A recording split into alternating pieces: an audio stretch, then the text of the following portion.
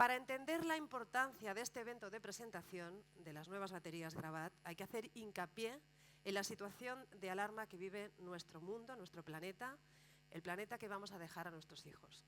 Por eso es un honor dar la bienvenida a John Picard. Este arquitecto americano fue uno de los precursores de la reforma ecológica integral de la Casablanca en la presidencia de Bill Clinton. Este proyecto le llevó a formar parte del Green Building Council. Trabaja a nivel mundial como consultor para certificación energética y ecológica de edificios y se ha convertido, a lo largo de sus muchas experiencias, en uno de los gurús del cambio climático. Si ustedes tienen las baterías con poca carga, aprovechen porque este hombre es pura energía, es pura pasión. John Picard, por favor. Thank you. Thank you. I came a long way today. Greetings from the Silicon Valley. I was told that you were a friendly audience, and I want to test that. So I'd like everybody to stand, please. I want you to look to the person to your left, and I want you to say hello and introduce yourself. Now give that person a hug. Yeah, there we go. All right. Thank you. I'm John Picard. You can sit. Thank you. I was trying to level the egos in the room and to start off, but I think the translation's a little slow on that. I'm John Picard. I'm a designer, a disruptor, an explorer, an engineer, and a person who's been working in sustainability and for the environment for over 30 years. Today's a launch, and I've been to see a few launches. I was at the opening of the first Apple store. I was in the room when the woman created the idea for the Genius Bar. I was present for the Energy Resource Center opening, the first platinum building in the world. I walked into the White House and told President Clinton we needed to do something different and green the White House. And I was way over my head. I was actually drowning in that mission. And 4 people came to my assistance, partners from all over the world, and that group became the U.S. Green Building Council, and that was an amazing launch. But this today reminds me of the most important launch in my life. You see, I'm one of 5 boys. My father was the director for the Apollo program, and his job was to build a test facility that would house the Saturn B1 booster rocket, which was 75 stories tall. And they built a man-made lake about the size of the entire campus that we're on today. And when they static fired that rocket, it would shoot a flame out 3 miles. And the water would mix into that flame. And on a clear blue day like today in Spain, clouds came over, a group about this big. I'm 10 years old, and there is Werner von Braun, General Medeiros, the entire engineering team that would move us to the moon. And those clouds came over. I'm looking with my brothers, and it began to rain. And my older brother looked at me, and he says, "Holy shit, the old man can make rain." And from that point, we were destined to discover something more than our moonshot. So moonshot thinking is where we have to be today. And the reason that booster was so important, it was pivotal. Because it was the vehicle that took us to what? To Mach 49. And Mach 49 is the speed that you get to break through the Earth's gravity. And for 30 years, in the green building space, I have been considered an alternate design. Nothing we were doing that was saving life was primary. I have been looking and searching and hunting and wishing and dreaming for my booster rocket, the vehicle that would take me and take this entire movement to Mach 49 to get out of not Earth's gravity onto the moon, but to get out of the gravity of low bids, to get out of the gravity of forgetting that we are on this magical planet, the 3rd planet from the sun, that every day presents life as we know it, and it's magical. And that has to change. Well, that booster is here. I came all this way. I have waited all this time for graphene nano. Nothing compares to it in terms of a transformative and disruptive technology to balance the planet. I'm way off script. You know, my dad told me too, he said, John, why would you ever get into the building business? It's such a crazy place. All we do is build to building code, which is merely just one step above breaking the law. All we do is build to low bid. What kind of life is that? I said, Dad, you helped build the rocket that took us to the moon. And he said, you know, son, it wasn't just that. It was, we were off course 90% of the time going to the moon. Going to the moon and coming back, we were off course. The way we got there was tiny mid-course corrections. Thousands of them got us to and back from the moon. And I think today is another important mid-course correction in our lives. And I think graphene nano is an important mid-course correction for industry. So a couple of the graphene nano founders asked me to describe the state of the earth. And I wasn't really comfortable telling you about doom and gloom. So I want to summarize it. Living systems everywhere are challenged. In many ways, we're looking at the death of birth. We're in a transition. We may be in an Anthropocene, the very early stages of something that's irreversible. And for me, with 4 children, the time is now. We maybe have 20 or 30 years to set a course, set a mid-course correction course to balance and to begin to start to work with nature and not against it. You see, climate change, it's either happening to you or for you. And with this kind of power density, with this kind of radical shift in industrial energy, oh, it's happening for us. It's happening for us today. This is an amazing day. I see graphene nano as a booster rocket for this Earthshot. We'll spend more on energy than everything else combined over the next 25 years. That's tech, that's medical, that's education, that's government, that's ag, that's everything. We're not even close to what we'll spend on energy. Underinvestment in stationary energy is $60 trillion to the year 2030. This is the number we need to invest just to keep 85% of the fossil fuel systems running until 2030, minimum. Deployment cost of effective energy storage can reduce this by this investment required by 80%.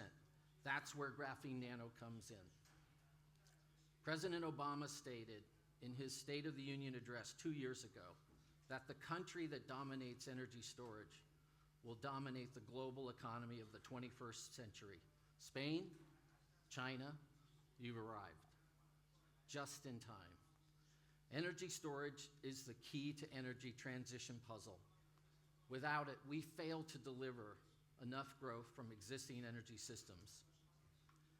The key energy storage parameters are energy density, power density, durability, cost, and weight, all of which graphene nano excels in. This is the fastest moving technology space in the world where disruptive innovation is the name of the game. The key to getting to 10 or 100x improvement in energy storage is going to come from new materials and less processes. This defines graphene nano.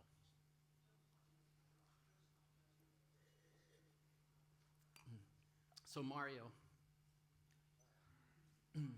for us to solve for the climate change in the world, and for Martine and the team, and Mr. President,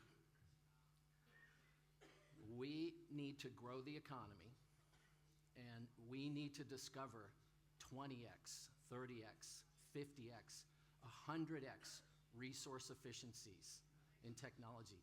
We need to do things 100 times better than we're doing them today, not just to level off, but to kick an entire new industrial revolution off. See, if we can't grow the economy and solve for climate, it will never happen. And you know why? When President Obama convened his brightest and the world's preeminent climate scientists in his office in November before the climate talks in Paris, the unfortunate statement was the president said, Michael, Molitor, what can we do? And Michael said, we have two options. We can start to lead 100x industrial revolution, or you can tell the world that they have to live 5% poorer. That's not going to happen. And he said, why? And he says, because fossil fuels are too cheap. We're never going to get beyond it. And that's where we are. And so when something like graphene nano comes along with a 50 or 100x resource efficiency capability, it's game-changing, because it's impossible to compete with the combustion efficiency of a gallon of gas. But we just cannot keep mining and drilling and pulling ancient sunlight and taking hydrocarbons that took billions of years to become that and move them into the atmosphere the way we've done. It's impossible to think that that's the way forward. I married late. I have a 5-year-old at home. Her name's Naomi. Sometimes I call her the Mufalate. My wife's here. She's a beautiful, beautiful baby.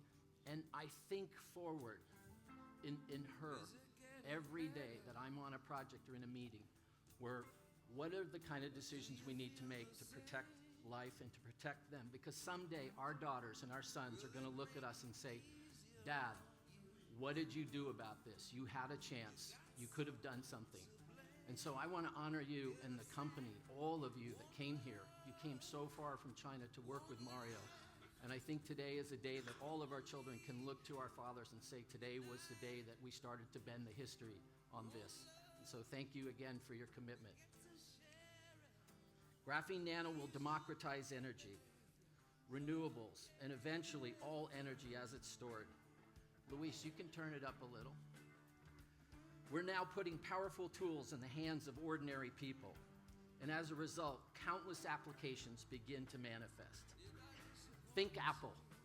This is a platform. It was just a platform the day Steve made it. That was cool, the magic's inside. But when he built this new platform, the next day was the most important day for the launch of Apple for iPhone, was when the App Store opened up. And he opened up the entire development, writing, teaching, learning world to write applications to all of those solutions, apps and algorithms connecting all of us, 7 billion people. Imagine graphene nano as a platform and the millions of apps that will come our way. It's an unstoppable force of good. Graphene nano is just getting started and has a long way to its target point in its products. I came a long way to see the beginning of this much needed industrial energy solution. Nothing could have stopped me, nothing. I would have walked, swam, I would have done crawl to get here. I'm on firm ground when I say that I have lived 30 years and I have not seen anything this transformative. I'm so glad to see a major player like Chint steer towards digital efficiency and the Internet of Everything and sustainability. Maybe this was your plan. Maybe not. Maybe it was a major mid-course correction. No matter. Good on you for being here today, and good on you for partnering with Graphene Nano. So, Luis, turn the music up just a little bit more. What's possible going forward? What other transformative and disruptive technology will we be working in synchronicity with Graphene Nano? Integrated wireless controls, a world in buildings that are becoming sensor networks, transformative technologies like electrochromic glass, other nanotechnologies that will protect us and supply efficiencies in biblical proportions. You're in a room today where the history of energy changed. Seriously. I've been in some important rooms. I've seen 7 or 8 real transformational plays, and this is one of them for sure. This platform will host the solution sets for energy to balance the world. Graphene Nano is important because it solves and it balances. How do we solve for feeding this planet at 10 billion? How do we energize a planet with 10 billion? How do we feed a planet of 10 billion? How do we educate a planet of 10 billion? We need companies that can solve. You were here, and you got to see the future today unfold. We can never lose hope. But hope is not a strategy, but it is an important component. And Graphene Nano is both hope and a strategy. Graphene Nano is a game changer. We must never underestimate the power of human will. If we can connect 7 billion people to nature, 7 billion minds working to save this place that magically presents life, the day we begin to work with nature and not against it is the day we turn. That is when we become the power of one. For decades, we've worked to find a better way. We have done so much. We have tried to do no harm. We've tried to be less bad. To love and care for this world, we have been on a mission to zero, on a march to carbon neutrality. We've been brave, we have been bold, but it's not enough. The world needs more. It's time to double down. It's time to dig deep. It's time to face the challenges of this generation. It is time to share the one resource that never runs out, and that is our love for this world, because only love can supply the generosity. Only love can turn waste into worth. Only love can bring carbon home. This love, our love, will change the face of business, will change the fiber of business. We will lead industry to know better, to care deeper, to dare greater, to think broader. Let's lead industry to love this world together. There's a lot of power in this room, and I challenge you not to waste it. Remember this day, the day we switched on to the power of one, and together we lead industry to love the world. Thank you for having me.